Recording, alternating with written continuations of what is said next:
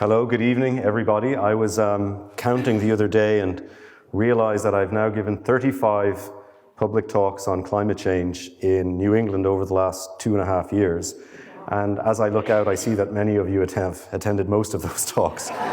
So I apologize in advance if what you hear tonight seems slightly repetitive. I hope for those of you who've heard some of this before, there will be some new nuggets. I hope that you will participate in this as a conversation and not merely as a lecture. And for those of you who are new to the topic, please feel free to probe and to ask any question that you might find relevant. There's no such thing as a stupid question when it comes to this particular issue. Tonight we're going to discuss the interface between women and climate change. And we are, of course, marking the centennial of the passage of the 19th Amendment and women securing the right to vote in the United States. But what I want to say by way of introduction this evening is that the centennial is actually contemporary as well as historical, because the hard-won rights from 100 years ago are rights that have not been secured by many people around the globe. In addition to that, one of the things that you will learn this evening is that the issue of human rights, and within the context of human rights, the issue of women's rights, are fundamental to how we go about addressing what I consider to be the defining issue of the 21st century. We often misunderstand climate change as a natural issue or an environmental problem, but it's actually the nexus between ecological and human systems. The climate crisis that we face today is a crisis that is caused by human activities, and the risk we face from climate change is amplified because of our human systems that are currently ill-disposed to manage this crisis. So as we talk tonight about climate change and as we talk about human rights, one of the things we will learn is that you cannot possibly solve climate change by simply treating it as the chemical composition of the atmosphere. You have to address this issue as being fundamentally human.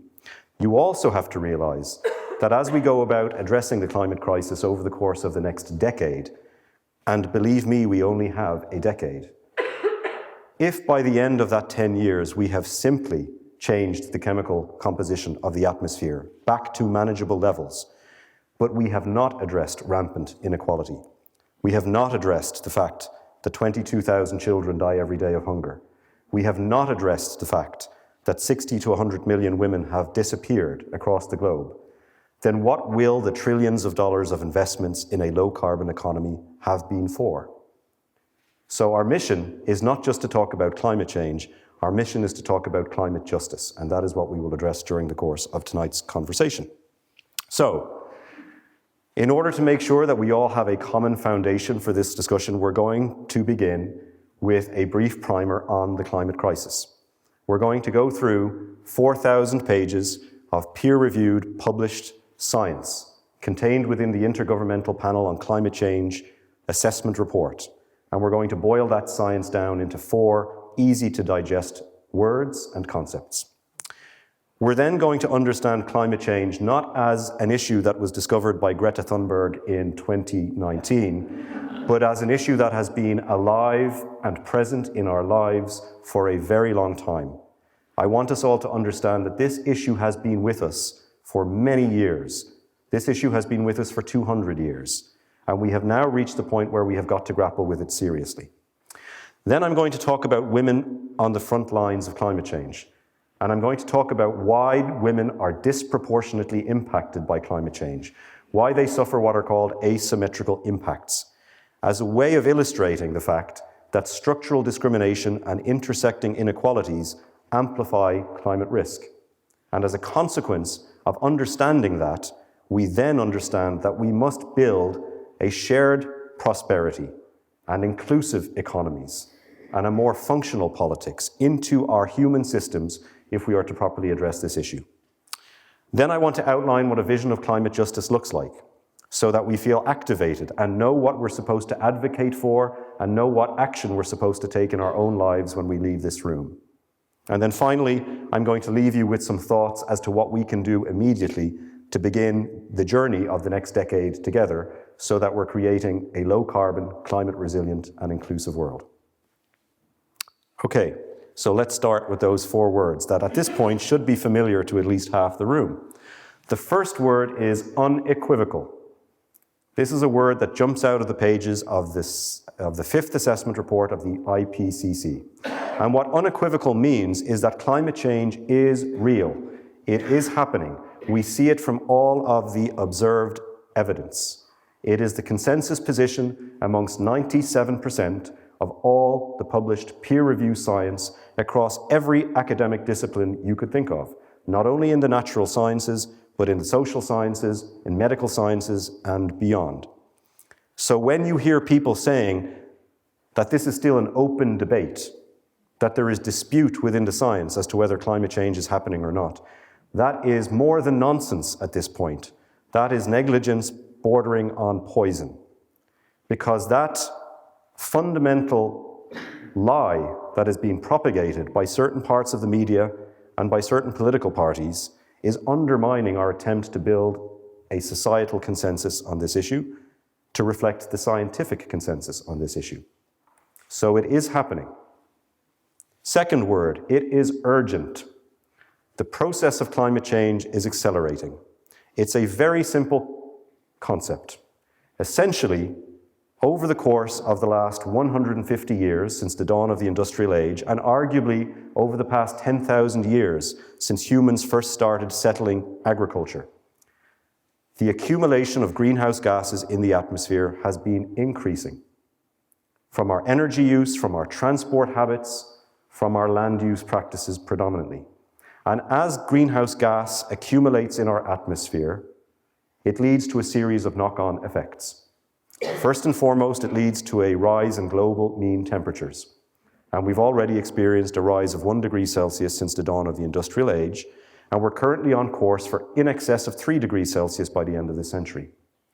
When we see global mean temperature rises, we see changes to natural systems. For example, we see an increase in the intensity and frequency of extreme weather events like hurricanes and cyclones. We see changes in the distribution of fresh water.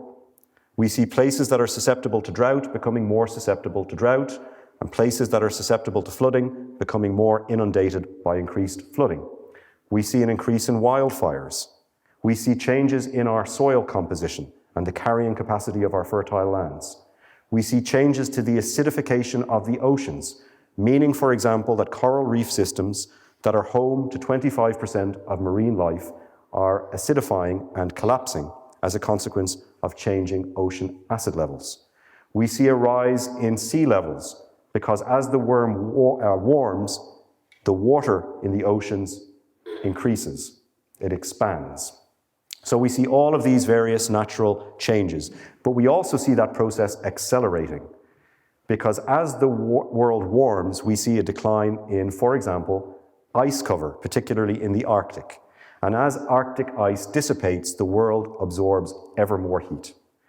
So this is something we have to grapple with immediately, not only because it's happening, not only because it's unequivocal, but because the process accelerates. Thirdly, we know that it is human. It is caused by human activities. There is an old adage in climate change that the problem is predominantly food, fuel, and footnotes. So it is not caused by volcanic activity or by tectonic shifts or by solar flares or by our proximity to the sun. It is not naturally occurring. It is caused by the accumulation of greenhouse gases resulting from human activities. And therefore, the way to address the problem is to reduce the accumulation of greenhouse gases in the atmosphere, predominantly by cutting back on our emission of greenhouse gases, but also by increasing the carrying capacity of our so-called sinks, things like our oceans and our land use. And then finally, a key message from the science, which is often overlooked, is that this is actually solvable. We don't only have to talk about climate change in the language of fear and threat and risk. We don't only have to portray this as the coming apocalypse.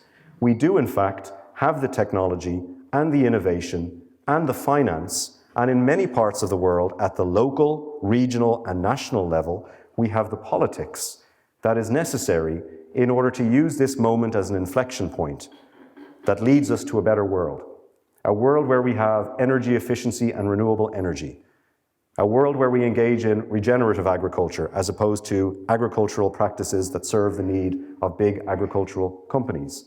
A world in which we can build climate resilience of natural and human systems. We have these things at our disposal. The question is, do we have the will to actually implement these solutions? And we'll talk about some of those solutions in a few moments. Now, everything that I've presented comes from the science. Obviously, there's a lot of science, and I've tried to boil it down into simple, digestible phrases for us to understand.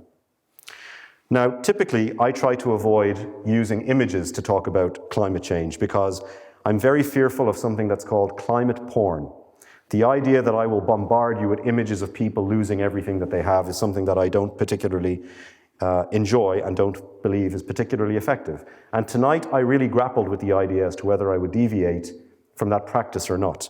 I have decided not to deviate from it too much in that I'm not going to show you images that I find to be powerful and heartbreaking, but I am going to illustrate the fact with some images that this is something we've been grappling with for a very long time and is not simply the result of our newfound media fascination with climate change from 2019. So this, for example, is an image from Pakistan in 2010. Pakistan at the time suffered major catastrophic flooding, which displaced 20 million people. Now think about the scale of that dislocation of population, but then also think about the fact that Pakistan is a very fragile state. It is a state that possesses nuclear weapons. It is a state that borders on India, which also possesses nuclear weapons. And they have had border wars over Kashmir dating back to 1948. Consider that within that same region is the country of Bangladesh, which is one of the most vulnerable to climate change in the world and has a population of 50 million people living on land that is within range of global sea level rise.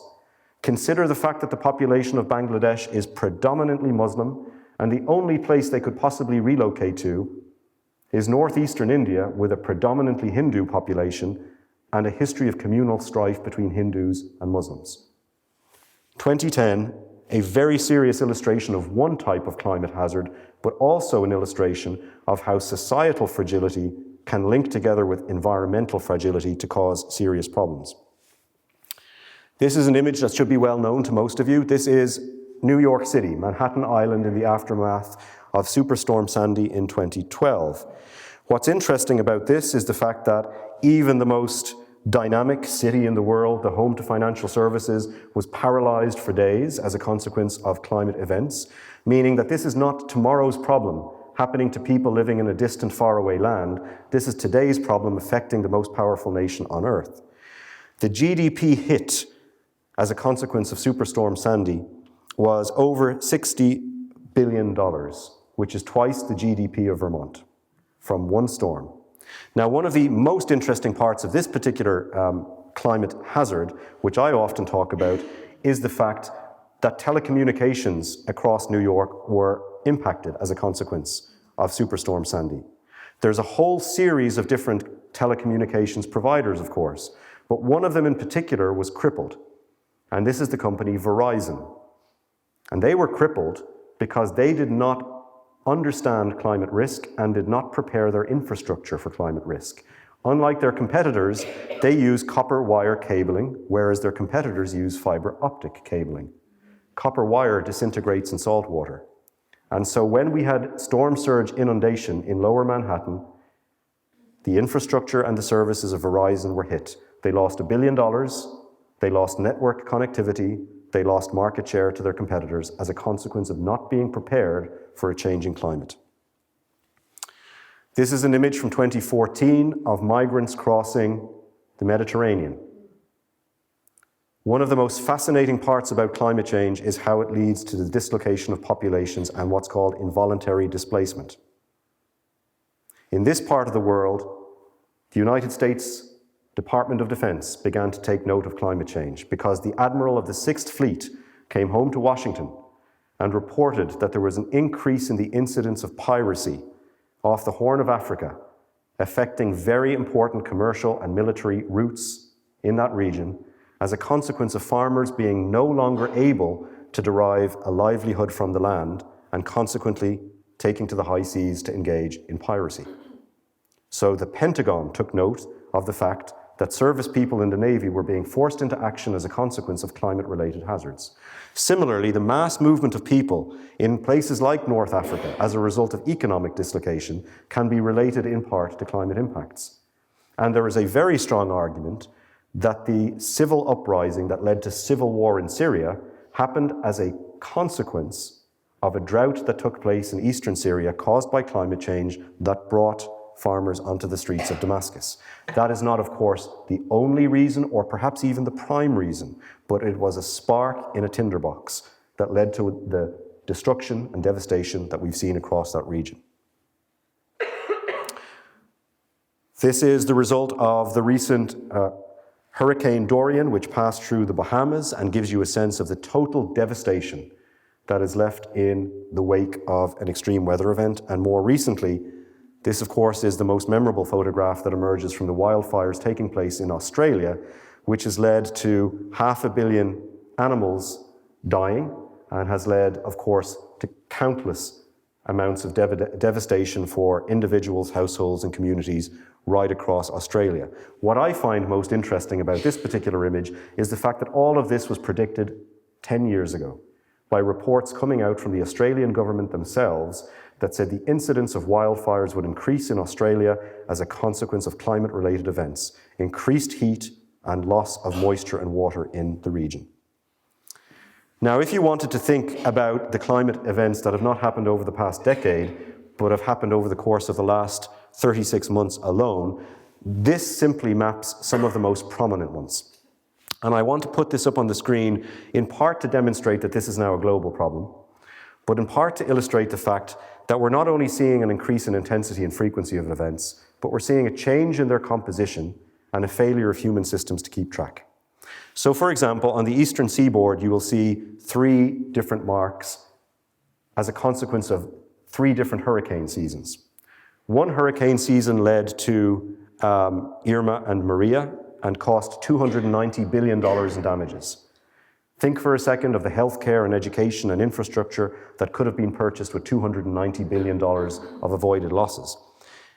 Another one of the extreme weather events was the combination of Hurricanes Michael and Florence, which hit North and South Carolina. And the reason why those are interesting is because they were different types of storms.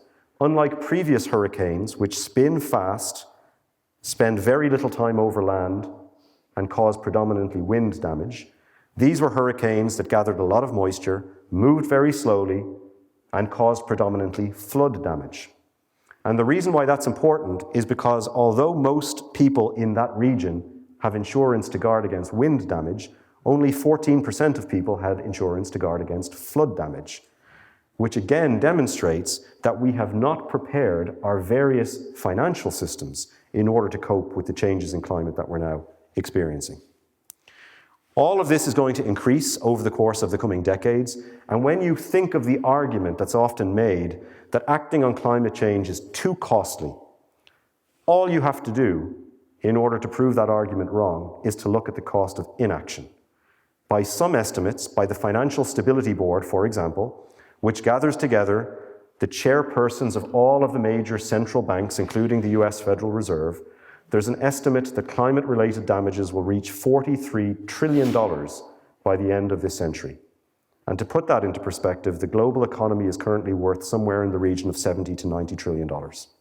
So we're talking about massive losses, and what we're also talking about is this final statistic, and that is that 70% of global catastrophic losses are uninsured, which means the small businesses and the households that are impacted by climate change are left to fend for themselves. So let's talk about why this is important in the context of women. I've worked on the nexus between climate change, human rights, and development for 23 years. And like everybody working on this subject, I could bombard you with statistics and graphics and charts. But the truth of the matter is, the one statistic that got me hooked, that made me become a passionate advocate for climate leadership, has absolutely nothing to do with ecosystems or polar bears or ice caps, but has everything to do with the statistic here on the screen. And that is that in 1991, there was a cyclone that struck Bangladesh, Cyclone Gorky. and it resulted in 140,000 fatalities. And more than 90% of those fatalities were women. Now, the natural question to ask ourselves is, how could that be possible? Were all the men on holiday during that particular extreme weather event? The truth of the matter is that the reason why 90% of the fatalities were women is because women in Bangladesh at the time were confronted with structural discrimination and intersecting inequalities. They were not allowed to leave home without a male guardian. They had never been taught to swim. They had never been taught to climb a tree. They did not have access to information and therefore did not have advance warning that the storm was coming. They did not have access to decision-making and therefore could not sit down with local policymakers or national policymakers and craft policies that accounted for their lived experience and that consequently built in strategies for resilience. They did not have access to justice, and therefore, when disaster struck, they had no redress. They could not hold anybody accountable. They could not take anybody to court. They did not have access to financial services. Therefore, they could not build a reservoir of savings, nor did they have access to credit lines, nor did they have insurance, which meant when their lives were shattered, they had no financial resources to count upon to rebuild their lives. So this was not the consequence of an environmental catastrophe. This was a consequence of a human catastrophe caused by structural discrimination and inequality. I would love to say that that was the consequence of poor practices within one specific country, not replicated anywhere else in the world. But again, if you look at the evidence, a study of 141 different natural disasters over a period of about 20 years reveals that on average, natural disasters, not only climate-related events, but those related to, for example, earthquakes, kill on average more women than men and kill women at a younger age than men. And I would love to say that that does not affect the United States. But even if you look at the United States, when Hurricane Katrina struck, although only 54% of the population of New Orleans were women, more than 80% of the people left behind in New Orleans were women. Therefore, again, disproportionately affected by the catastrophe. So then we have to get to the roots of why this is the case. And that brings us to how we diagnose climate risk. Now, in my experience working with governments and companies around the world, I have discovered that most organizations have what I would call a two-dimensional understanding of this problem, when they should have a three-dimensional understanding of this problem. In other words, they are misdiagnosing climate risk. Now, to make that real for everybody, I often tell the anecdote that I am someone who has epilepsy and have had epilepsy since the age of 12. And so if my wife and I decided tonight that we were going to respond to my 1-year-old and 3-year-old crying out constantly, and if we were going to decide that we were both going to get up out of bed on each occasion, we would be exposed to the same hazard. The hazard being a 3-year-old crying, the exposure being my wife and I recognizing that and getting up out of bed. But the difference between my wife and I is that I have an underlying weakness. I have a medical condition that is exacerbated and comes to the surface as a consequence of sleep deprivation. My wife does not have that underlying weakness. Now let's talk about that in the context of climate change. As a consequence of the increased greenhouse gas pollution in our atmosphere, we're seeing an increase in the intensity and frequency of extreme weather events. That's your hazard, an extreme weather event. If we have a hurricane forming in the mid-Atlantic, but it never makes landfall, it's not really a problem we need to pay too much attention to. But then you introduce the second dimension, and that is that the hurricane makes landfall in Florida.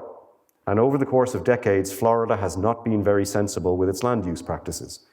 It has allowed people to build infrastructure and utilities and facilities and housing developments in places where they should not be building.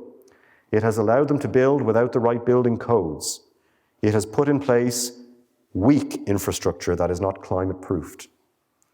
So the hurricane makes landfall in Florida. Now you have the two dimensions in play, both hazard and exposure.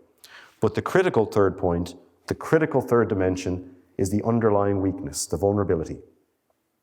Verizon had an underlying weakness It had copper wire instead of fiber optics. And in population centers, the underlying weakness becomes structural discrimination and intersecting inequalities. The reality is, if you are a woman, or if you are a person of color, or if you are a member of a low-income population, or if you are elderly, or if you are disabled, then you have underlying weaknesses that amplify your climate risk. So let's look at what some of those are from the context of women. The first intersecting inequality is economic. And by the way, there will be my email address at the end of this presentation, so anybody who wants a copy of these slides, please send me an email and you can have them. So the first one is economic inequality. I've already mentioned that the women of Bangladesh did not have access to financial services. But what's also common around the world is that women are restricted in their ownership of productive assets, meaning that often around the world, when a husband dies, the land is inherited by the brother, not by the wife. That when the parent dies, the land is inherited by the eldest son or even the youngest son, but not by the daughter. Women are not, in many societies, in a position where they can own productive assets. Not only property and farms, but they're also often prohibited from inheritance. Second of all, women are often engaged in informal or unprotected work. As the statistic on this screen says, 90% of African women are not covered by any labor relations laws whatsoever. And right around the world, there are problems with women when it comes to having access to minimum wage or any social protection, whether healthcare systems, insurance systems, maternity benefits, and so on. In addition, women make up a disproportionate amount of the workforce in severely exposed sectors of the economy. So if you look, for example, at the consumer products and food, beverage, and agriculture sectors around the world, in some countries, women make up 70 to 90% of the workforce in those sectors. And if you think of the sectors that are most exposed to climate impacts, then you're thinking of things like food production in the food, beverage, and agriculture value chain. And then, of course, women are often engaged in underpaid or even unpaid work. They are disproportionately carrying the burden of caring for other relatives, whether those be relatives with disabilities, of course, the burden of child rearing, and of course, the burden of caring for elderly parents. And of course, something that we've seen in the United States in recent years is that we do not have equal pay for equal work. Second, social and cultural discrimination. So I've already, for example, talked about being unable to swim, being unable to climb a tree, being unable to leave home without a male guardian. As a consequence, even though there are disaster shelters that have been built, unless there are shelters that are made for men and separately for women, in some very conservative religious communities, women are unwilling or unable by law to share disaster shelters with men. And as a consequence, they're unable to evacuate even when the call to evacuate comes. There are between 60 million and 100 million disappeared women. In some cases, this is the consequence of things like, for example, the one-child policy and the prevalence of infanticide. In other cases, it's the feeling that women are going to be an economic burden on an already impoverished family. And in some cases, it's the fear that families will be unable to pay for the dowry of a woman when a woman eventually has to leave home and be married off. In some cases, the consequence of all of this is that when poor households who do not have access to healthcare systems have to have their children vaccinated or immunized, or have to have their children treated for illnesses, they choose to have the male children treated for illnesses and not the women children treated for illnesses. So this is social and cultural discrimination that is rife around the world. You'll see this also reflected in the ways in which educational systems are set up right around the world. Because one of the ways in which we build resilience is to ensure people have information and to ensure people can develop their own productive resources to become resilient. And if you have women making up such a disproportionate number of the illiterate adults right around the world, it means they cannot engage in productive employment that will build their financial reservoir. Then we have political inequality. I mentioned earlier the women in Bangladesh not having access to information, decision-making, and justice. But one of the additional problems is that women rarely get the opportunity to engage productively in the political system. And you'll see here on the screen that only 22% of all parliamentarians around the world are women, which means that it is the lived experience of men that inform how public policy is shaped and not the lived experience of women. And then, of course, there is legal discrimination. One of the results of having so few women in public policy positions of power is that laws are crafted that often discriminate against women. And you see here a disturbing statistic that 150 countries still legally discriminate against women in one form or another. This often leads, of course, to very significant forms of gender-based violence. And it means, again, that women often do not have recourse to the legal system in order to address the inequalities that they face across other spheres. Now, all of this, unfortunately, is not only siloed risk, it's also cascading risk. I mentioned earlier, for example, the disproportionate number of women who were impacted by Hurricane Katrina. And one of the disturbing statistics is that when women are affected by climate events, they are then more likely to suffer some form of gender-based violence, whether that is physical abuse or sexual abuse, as a consequence of the breakdown of law and order that tends to follow in the path of an extreme weather event or climate hazard. You also see from this slide that when women begin in life faced with discrimination, that discrimination perpetuates and amplifies throughout the course of their life. So they're first discriminated against in the education system, then they're discriminated against in the healthcare system, then they're discriminated against within the workplace. And so it's cascading discrimination that leads to cascading risk. So what can we do about all of this?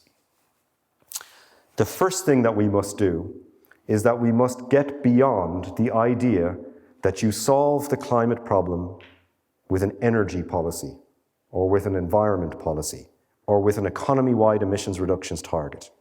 Right now in Vermont, there is a piece of legislation being worked on that is called the Global Warming Solutions Act that will lead to a global warming plan of one sort or another.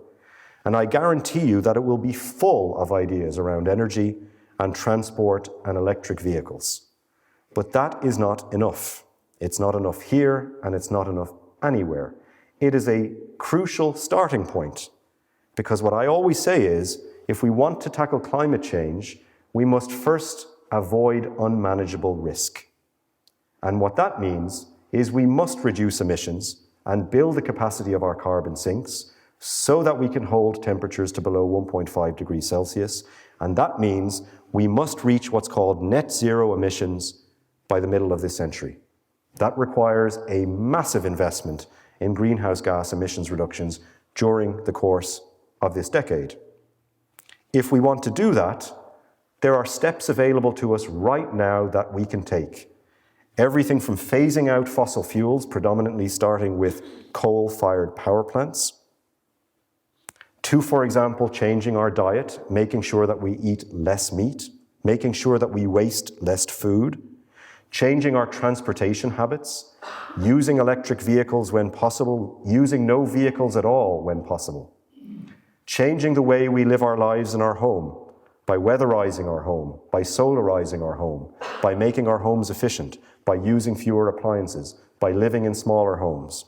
All of these things are possible right now, and these things in concert are happening in communities right around the world.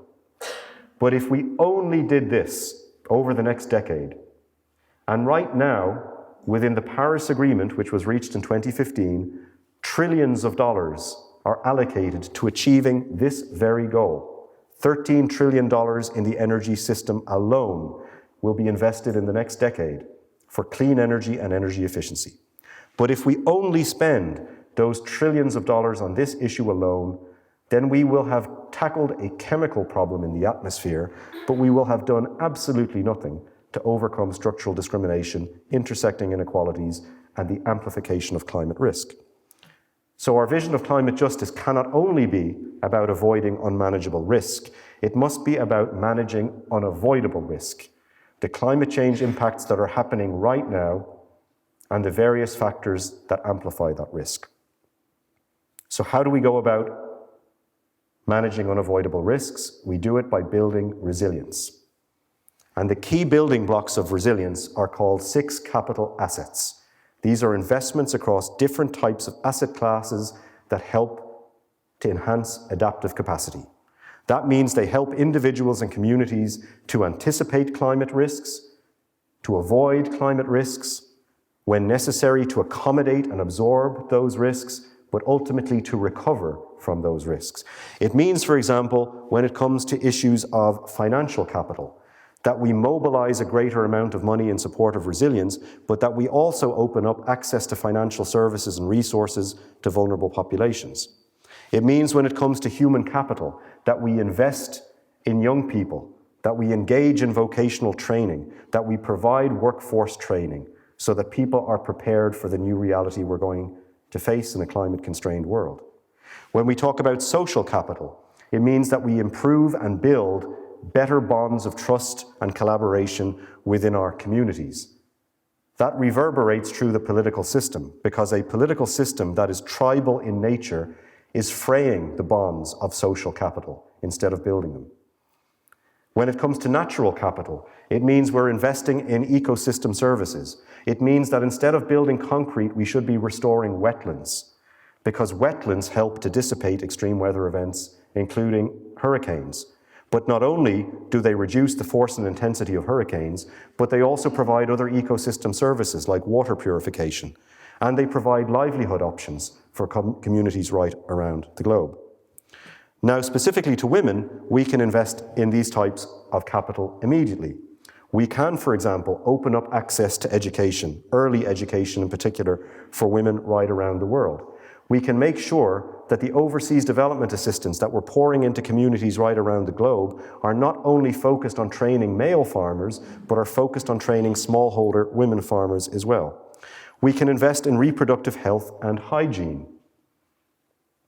I controversially told a story the last time I spoke at Women and Climate Change here about a project that I was in charge of called the HER Project, which worked on financial literacy for women in India and parts of Southeast Asia, and which focused on improving health and hygiene for women in the workplace across global supply chains. And I was asked, well, how does that contribute to climate change? Well, the reason it helps to contribute to climate change is women in these countries often lose their jobs because they don't show up for work when they're having their period. And they don't show up for work when they're having their period because they have no sanitary or hygiene products available to them. If they do have those products available to them, if they do have information on health and hygiene, if they are not picking up infections as a consequence of having the wrong approach to these issues, then they're able to show up for work. They're able to build a reservoir of financial resources. They're able to accommodate and recover from an extreme weather event.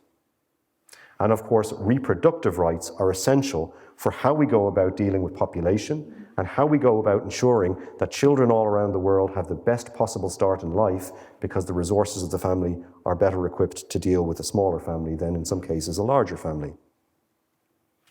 How can we advance the financial capital of women?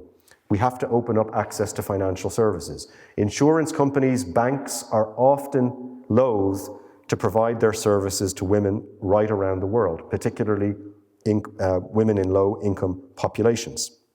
We have to improve access to employment services for women, and we have to give them the capacity to build a range of different types of financial assets, including opening up their access to inheritance and property rights. We have to build the social capacity of women, particularly, for example, in some of these more conservative religious communities, by opening up women-only spaces in cyclone shelters, by also advancing issues around family law so that there are equal rights within marriage for women, and by improving access to social structures and social networks for women. We need to advance political capital for women, meaning that they must have access to decision-making. They must be encouraged to participate in the political process. And there must be an approach to what's called gender-sensitive national and regional planning. What does that look like? It means that in the past, we have developed climate policies that are blind to gender differences.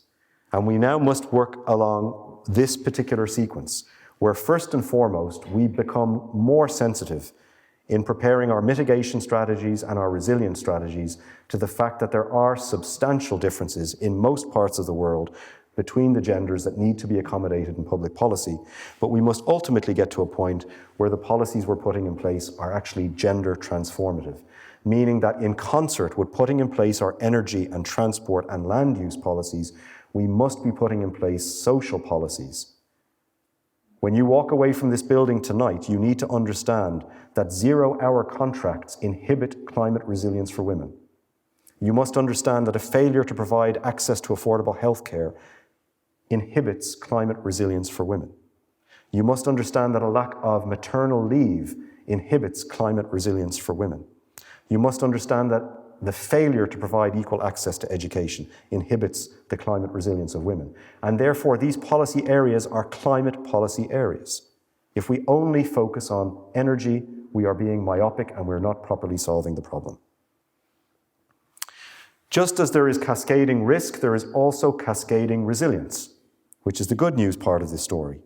And what that means is that when we invest early and often in women, their security is increased, their prosperity is increased, their ability to be effective agents of change within their households, within their communities increase as well.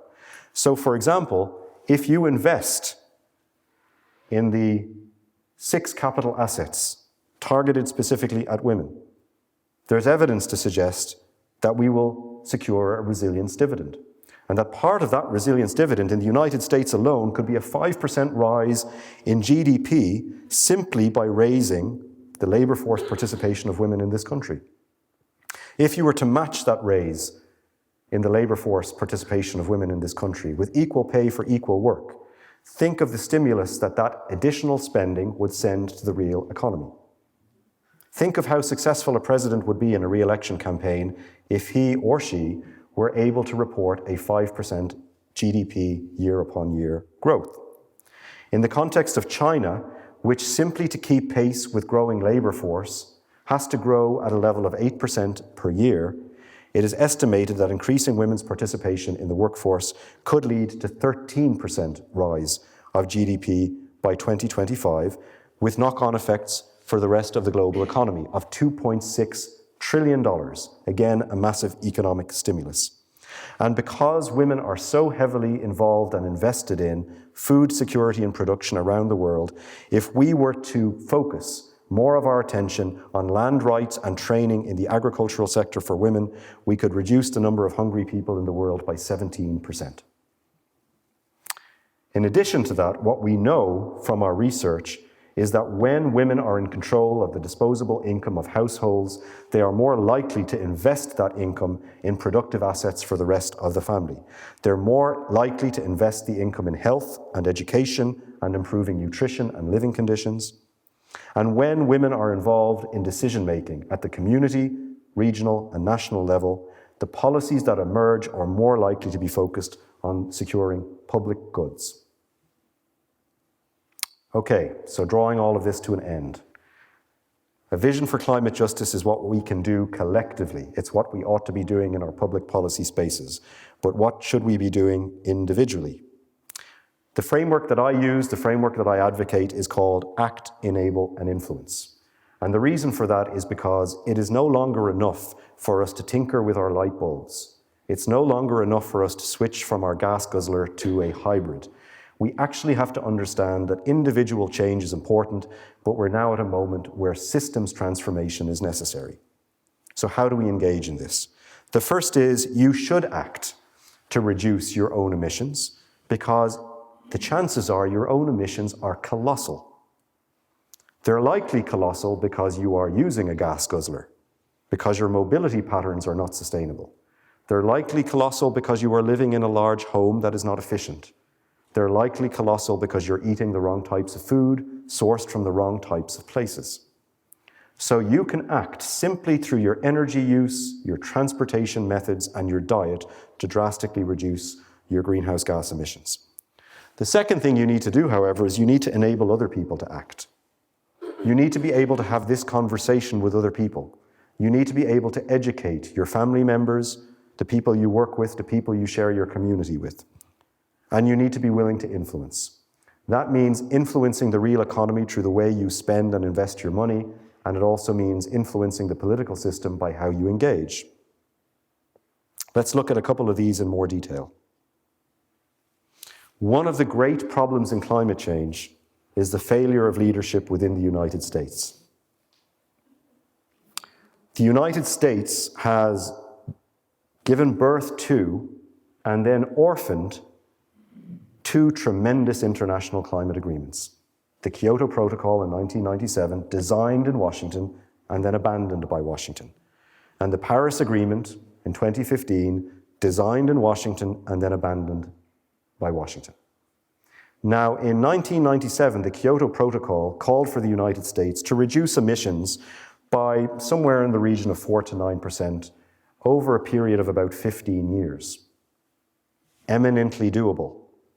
Now we need emissions reductions of 7.5% per year, simply to hold temperatures to 1.5 degrees Celsius. So we've made life considerably harder for ourselves as a consequence of our inaction over decades. Now, here's where I get political.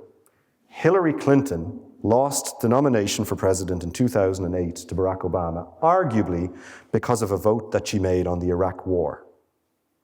Joe Biden made that same vote on the Iraq War, but Joe Biden also voted against the Kyoto Protocol in 1997.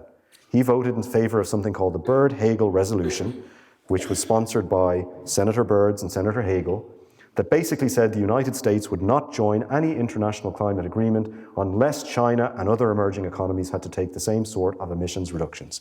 That vote is arguably more damaging than the Iraq vote.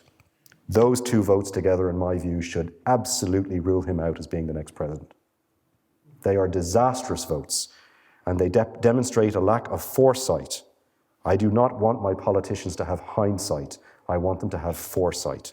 A lack of judgment should rule you out of the presidency. What we now need to do right across this nation is we need to build a societal consensus on this issue, which is present elsewhere and is not present here. 196 countries have signed the Paris Agreement.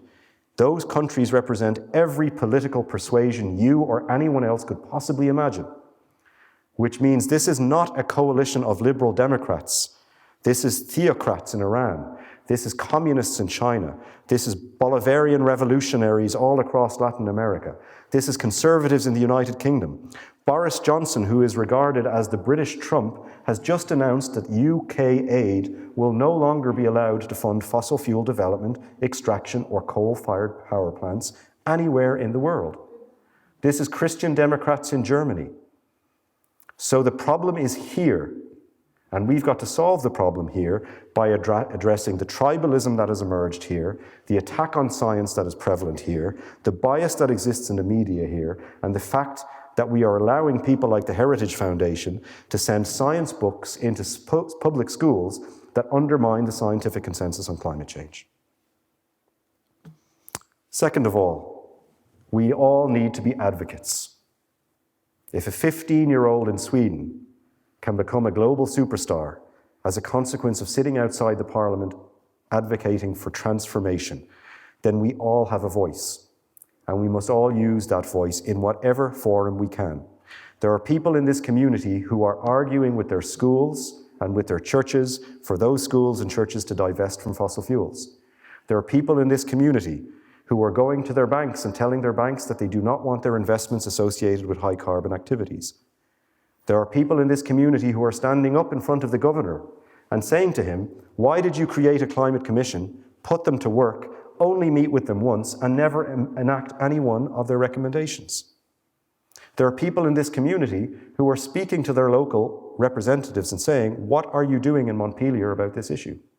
There are people in this community who are going across the border to New Hampshire, which has a disproportionate influence on the presidential election, and are participating in candidate forums and asking hard questions about climate change. What I would also say is there are people in this community who understand activism as make a placard and march down Depot Street. That is not how you generate change in the real world. In the real world, nobody in Washington at the Department of Defense cares if you're protesting against military action against Iran on the streets of Manchester, Vermont. Activism requires a theory of change, an understanding of how policy works, and an ability to interface with it. So it's not enough to become an advocate, you have to understand how policy works, and you have to engage appropriately. If you do that, change can happen. We need to collaborate. This means there can no longer be an artificial distinction between the environment community and the social justice community. It means we can no longer separate the theories of human rights with the theories of environmentalism. It means we cannot look only at climate from a natural science perspective, we have to look at it from a legal and a medical and a social sciences perspective. But crucially, it means that we have to start reaching across and talking to each other, not as two different tribes, but as a whole community, in order to solve this problem with a societal consensus. It means we need the political process more than ever. I've told this story before of going into my office in Union Square in Manhattan the day after the election of President Trump, seeing a protest march down Broadway with people carrying signs saying, "He is not our president." And when these people were polled, 54% of them had not voted in the previous day's election. We've got to understand that politics matters. We've got to understand that who sits in the White House matters, not just for domestic decarbonization in the United States, but what other countries around the world do on this issue as well. Other countries understand climate risk and they understand the opportunities of a new climate economy, but they also do not understand why it is they should transform their economies while the United States continues to have a high carbon economy, why 5% of the world's population continues to absorb 25% of the world's resources.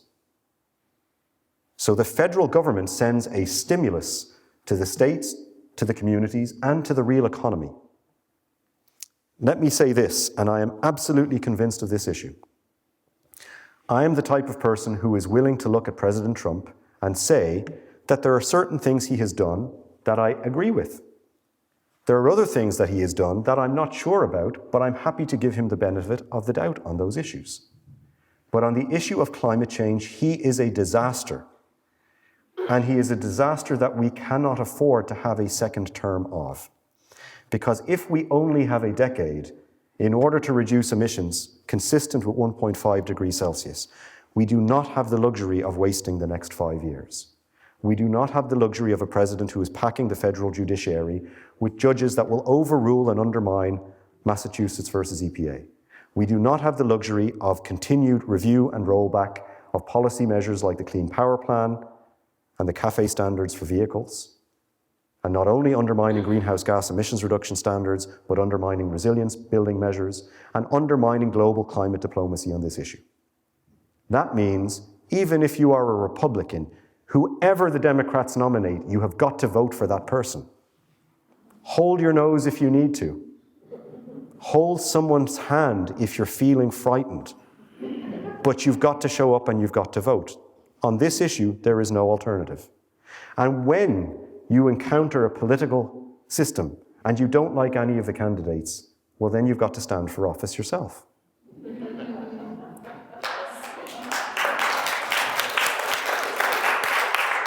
And the reason why this is important is because 100 years ago, people died and went to jail to secure the right to vote. And now we have a population that does not turn up at the voting booths. So we have got to do this because our future depends upon it, but we've got to do it in order to properly honor what's come before us. Finally, we've got to use the power of the purse. The real economy is moving on this issue. Just last week, BlackRock, which is the largest asset owner in the world, $7 trillion of assets under management, and the CEO of BlackRock sent a letter to say, from now on, we're going to make investment decisions based on sustainability. We're going to move our money to low carbon, not high carbon. Larry Fink is not doing this because Larry Fink's a nice guy.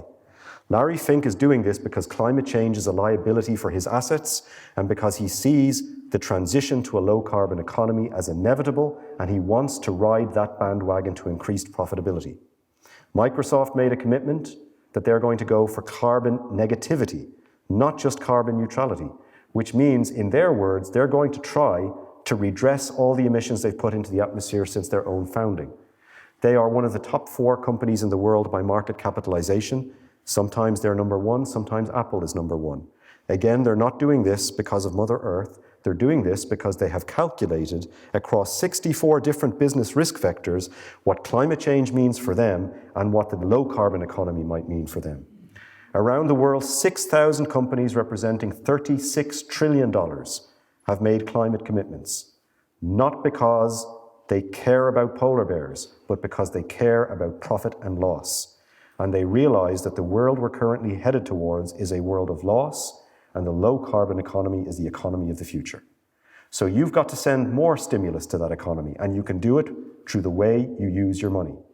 Where do you spend your money? Are you spending it at the Northshire bookstore, or are you spending it with Amazon? Are you buying your food from local farmers, or are you buying your food from food producers located in a different part of the country or a different part of the world? Are you spending your money on fossil fuels?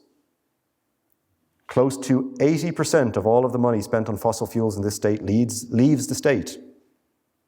Or are you spending the money on local entrepreneurs and local economic development and local job creation by investing in renewable energies? And what are you doing with your investments? Are you encouraging the people who manage your investment plan to actually invest in sustainability stocks and low carbon? If you're not doing it now, then call Charles Schwab tomorrow and change where your money is placed. As always, being Irish, I'm excessively verbose, but I want to thank you for your attention. I mentioned earlier that this was the 35th time that I've spoken on this issue in New England. It's possibly going to be my last time. I'm very, very keen on sharing all of these slides.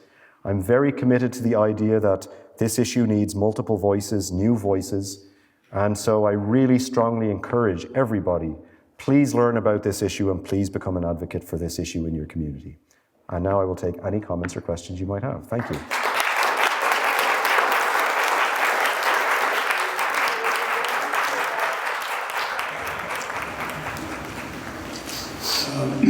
That was a great talk. Thank you very much. Thank you. And I hope it's not the last time. We've enjoyed you so much in the 3 times you've spoken. Thank you. I don't want you to get bored. No, we wanted to run for president. I'm too old to run for president. I'm 44. My comment is the following. I spent my entire career working in the area of population, reproductive health, reproductive rights, and women's rights. And during that time, we have had a very difficult time joining forces with the environmental community. It's been a hard marriage to bring about. But it seems to me that the subject on which we can agree and to which we have to commit ourselves wholeheartedly is investing in women. And your talk really brought that point home to me. The point of commonality between the two movements is in fact how important investing in women is to both of our success. I'd like to comment on that. I agree. The one additional thing that I would say, and this is maybe an underlying element to what you've just said, maybe some weeks ago you might have seen former President Obama making a criticism of the Democratic Party by referring to what he called the circular firing squad that tends to happen in liberal circles where we tend to spend our time critiquing each other rather than coalescing around ideas and facing externally. And one of the great frustrations of my career is the fact that people who agree on what the vision of a better world looks like spend far too much of their time arguing with each other over theories of change. So for example, I work a lot with big business. I work a lot with polluters. And the reason I do that is because if you want to reduce pollution, eventually you're going to have to work with the polluters. Just like if you want to end a conflict, there's very few conflicts that have ever been ended without involving the combatants. And yet, there are lots and lots of people who feel that if you work with business, then you should be shunned and essentially removed from the ecology community. I actually never really get into trouble when I talk to audiences with substantial amounts of Trump supporters. But every time I go over to Brattleboro, I get into real trouble, precisely because I've worked with Walmart. And people don't like the fact that I've worked with Walmart. So I really do think that it's incredibly important for us to realize that we're part of an ecosystem. And that ecosystem involves people who've worked in reproductive health. And it involves people who've worked on the advancement of all manner of types of human rights. And it involves people who work with governments, and it involves people who work with businesses. And we need to respect that we have different theories of change. It is properly Greenpeace's role to protest in the street. But unless there's somebody who can then go in to the minister's office or the CEO's office and say to them, you know how to react to that protest in the street? It's to put in place this policy. Unless we have someone who's doing that too, then our ecosystem isn't going to work. So I could have given lots and lots of recommendations, but one of the additional recommendations is very much, we have to make peace with others in our ecosystem. We have to respect different theories of change as long as we're pushing towards the same ultimate vision. I'm just wondering if there are areas of livelihoods where people are needed in terms of, I have two nephews who are finishing high school, like looking forward to ahead to working on this issue. Like, are there careers, I guess, that are where we're lacking people? Yes, every career.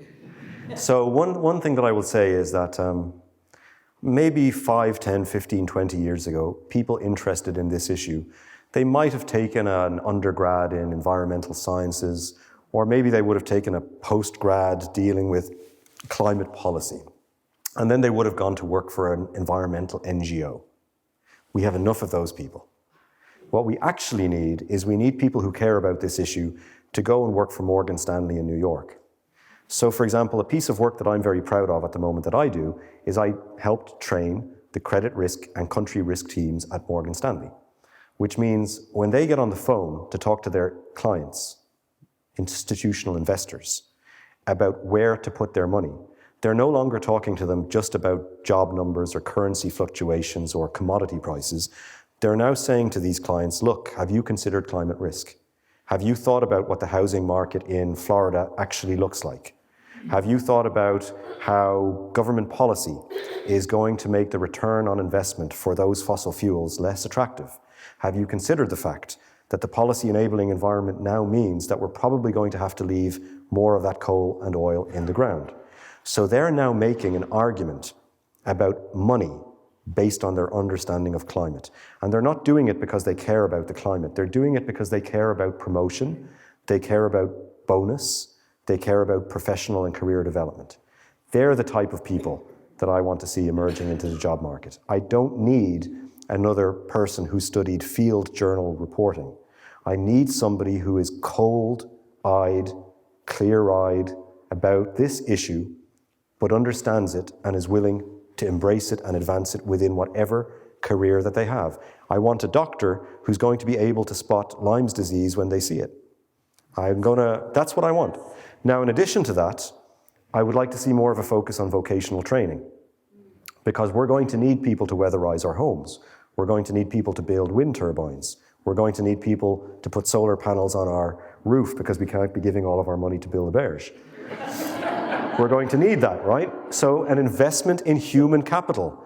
And for example, one of the things that this state is failing to do is failing to invest in human capital. We have a shrinking tax base. We have young people who leave the state to go off to college and go somewhere else to get a job. We're not doing anything to address or invite these low-carbon companies into our state to create jobs. We're allowing institutes of learning like Green Mountain College and Southern Vermont College to close, instead of repurposing those colleges to be the engines of vocational training for a low-carbon economy. So much more of that is needed. Thanks very much for that, to say the least. But with climate change, there are a lot of other issues, environmental issues, that are facing the planet today. Climate change is the one that's at the forefront now, but there are other things such as pollution, such as habitat degradation. These other issues, is it the same social basis to these issues that we need to look at and need to think about, and not just, we have to focus on climate change, but also incorporate these other environmental things that are facing the planet today? Yes, I would say we do. Absolutely. I would say that in many cases they're interlinked. So if you look at something that has gained a lot of attention recently, such as plastics, there is obviously a massive concern about environmental degradation and particularly about biodiversity loss as a consequence of plastic pollution. But obviously, plastics are made with petrochemicals. So there's an integration of those two issues if you begin to address them.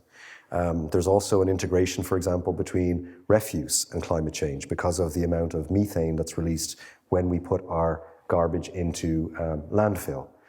So I do think that these particular issues are interlinked. I think we need just a broader understanding of environmental stewardship that involves reducing our emissions, but also involves reducing the other ways in which we go about polluting. And I think I'm often asked whether that is a problem of capitalism. And I don't actually believe it is a problem of capitalism. I believe it's a problem of consumerism and materialism. And I don't think those two things are the same. I think that they're often considered euphemisms. But capitalism can be the social democrat capitalism of Sweden. It can be the Rhineland capitalism of Germany. It doesn't necessarily have to be what we have become accustomed to, the sort of the Wall Street capitalism that we experience in the United States. But consumerism, the idea that we are so materialistic and consume so many things that we don't really need, that have a shelf life well beyond our own human existence, I think that that is fundamentally problematic. And the inequality in the consumerism of the industrialized world with the lack of basic provisions in the developing world, I think is stark. Now, whether or not all of that translates into the same sorts of inequalities for women, I don't know. I haven't studied, for example, the relationship between plastic pollution and women populations. But certainly things like air pollution and respiratory diseases, things like water pollution, of course, those things, again, disproportionately affect women and the poor, just as climate change does. In the State of the Union address that Governor Scott gave recently, he talked quite a bit about the biggest problem he was focusing on was the loss of young people and being able to keep and attract young people into the workforce in Vermont. And I would love for you to talk more about the opportunity that climate change presents us here in Vermont and what you see as what we're not doing, what we could be doing. If you could talk a little more about that, I think that would be really helpful right now. So I personally believe that the biggest problem in political leadership in Vermont, and let's just stick with Vermont, is a lack of creativity and imagination. There's absolutely no creativity and imagination. There's, in some cases, very good intent. So the state legislature, both House and Senate, has got a climate caucus, and the people leading that climate caucus, I think, are very well-intentioned. But I think they're myopic in their approach to the issue. And one of the reasons why they're myopic is because they're treating climate change exclusively as crisis, and they're not treating climate as an opportunity. Compare and contrast that with what is going on north of the border in Quebec, where the government of Quebec have noted that there are companies right around the world that are making investment and location decisions based on access to green energy. And they're actively going out and courting these companies and saying to them, you really need to move from Alabama that will only give you fossil fuels, and you need to come and locate in Quebec. And these companies are saying, yes, we're going to do that. And the reason we're going to do that is because we have made a commitment to our shareholders, which means our climate pledge is now a fiduciary responsibility for us to deliver. So if we cannot deliver that because of Alabama only providing us with fossil fuels, then sure enough, we're going to take our inward investment to Quebec and we're going to create jobs in Quebec. So I really do think that there's a lack of understanding that what is happening right now is that we are fundamentally creating a new economy. And are we going to be ready to seize the opportunities of that new economy or not? At the moment, for example, Vermont is not investing in that new economy. It's sort of almost like the story of King Canute, where they think they can hold back the rising tides with a brush. And you can't do that, and more to the point, there's no point in Vermont doing that, because Vermont is responsible for 0.1% of 26% of global emissions.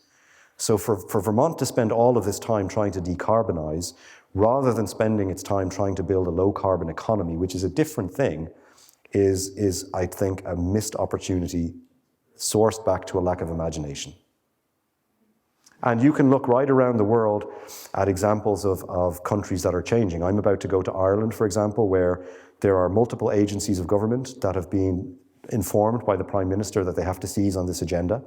So, for example, Enterprise Ireland, which works with Irish companies that export, has now baked climate leadership into their support for domestic companies. The agency of government that attracts foreign investment into Ireland is now thinking about how you use low carbon development to bring in more multinational corporations. The Sovereign Wealth Fund of Ireland, which is actually one of the top 10 inward investors into the United States, is now putting in place policy mechanisms to think about low carbon investments. So right around the world, sensible policymakers are thinking very, very seriously, not just about how you manage the risk, but what will the economy look like 10 years from now, and how do we make sure that we have a workforce and a policy-enabling environment that's ready for that economy? And we're not doing that in Vermont. And as a consequence, the tax base continues to shrink, young people continue to leave. How did you find your way into Morgan Stanley? Did they approach you? Did you approach them? How did that connection get made? So the way in which that connection was made is that I was initially approached by them and asked to do a piece of work for them, assessing climate risk and mapping climate risk against business risk vectors. And then the relationship grew from there. Most of what I do for them is private, but as I mentioned, the relationship right now is to give them advice on risk and resilience. And an important facet of this work is that historically we've understood business as really only thinking about profit and loss. But actually, they're now interested in supply chain disruption. They're interested in reputational risk. They're interested in compliance and legal risk. For example, PG&E, the utility in California, has filed for bankruptcy and made many settlements, billion-dollar settlements with the California government and with individuals in California because of compliance problems related to the wildfires of California. So what companies are now doing is they're expanding their understanding of risk, and they're realizing as they expand that understanding of risk that climate interfaces with more of these business risk vectors. And that means that they are coming to people like me and trying to understand better, not only how they go about managing risk, but what they might contribute in terms of emissions reductions. So I'm sitting here with a student, and we're really grappling with the sense of the social justice aspect of your talk, and that the mindsets and the way that you approach business and governments in terms of talking about creative solutions are still very much based in a financial or a risk mindset, as opposed to that sense that, you know, these are humans that all deserve an equal right to a future that's sustainable and good. So how do you balance that approach that's so embedded in our American and our sort of Western way of thinking, which is around risk and profit, and then this other social side that's about the human rights and justice? Great question. So what I would invite you to do if you were so inclined is listen to a talk I gave at the UCC church in Rutland a year ago. And I'm an atheist. And I walked into that church and I quoted Matthew chapter 2, paragraph 16 or whatever it's called. The Christian brothers who raised me would be very upset with my failure to understand how to quote the Bible. But the passage from the Bible is, "What profit a man if he inherit the earth and lose his soul?" And I built a talk of about 45 minutes around morality and Christian values and climate change. And the reason I'm telling you that is because in my profession, what I've always tried to do is I go in and I use a different vocabulary dependent on the audience I'm speaking to. So if I go in and I speak to a German newspaper, the language in that article will be about decarbonization. But if I speak to an Indian newspaper, the language in that article will be about equitable access to sustainable development. It's the same thing, but it's different language. If I go in to speak to a community of faith, it will be different to if I go in to speak to a CFO of a financial services company. And I learned that years ago when I was sent to Washington to work for the government of the Maldives. And it was my job to go to Capitol Hill and speak about climate change. And I had to change the way I talked about the issue because some members of Congress were interested in ecology, but most weren't. Some more were interested in competitiveness and how you refit and repurpose the economy to be able to work in a low-carbon future. Some were people of faith who responded to a faith-based argument around stewardship of creation. Some were very interested in human rights. Senator McCain famously became interested in climate change because of national security. So the language you used with Senator McCain was all about fragile states, the deployment of US services overseas, the collapse of fragile states into conflict, and what that would mean for US national security. So what I do as an advocate is I spend time to understand who am I going in to influence, and then I use the language, the motives, the incentives of those people. What too many climate activists do is they're rigid in what excited them. So they'll go into somebody who doesn't care a damn about frogs becoming extinct in Costa Rica, and they'll speak for an hour about that to someone who really doesn't care. And then they'll leave the meeting and wonder, why didn't that person flip to my way of seeing the world? Because you're speaking to someone about something they're not interested in.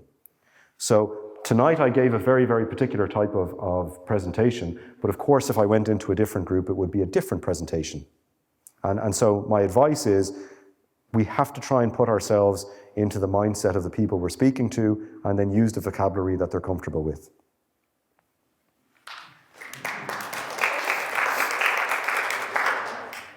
On behalf of the population in Vermont, I would like to invite you to speak to our Montpelier legislatures and help them think outside the box, please. They invited me once and they haven't invited me back. There must be a reason, I can't think of what it was. Did you go? I did. And I told them they weren't imaginative or creative. I would think that if you had an opportunity to speak to the graduate business schools, the people who run those schools, to incorporate this kind of philosophy into the business school tutelage, it would be a tremendous advantage. We have proven, both with that young girl from Sweden, that young people can motivate what is going on in the world. And if you could, your word to me is that we can all be motivated and we can all do our job. And if you went into the right area, not just you, I mean the word got into the right areas, such as business can improve, this is the future, this is what you have to grab onto. And if you spoke to these graduate students, or if people had this incorporated into their curriculum, it would be a tremendous advantage. I agree, absolutely. I think with that we have to end. I just want to thank you very much for speaking tonight. Thank you all for coming. Thank you all for coming, yes, thank you.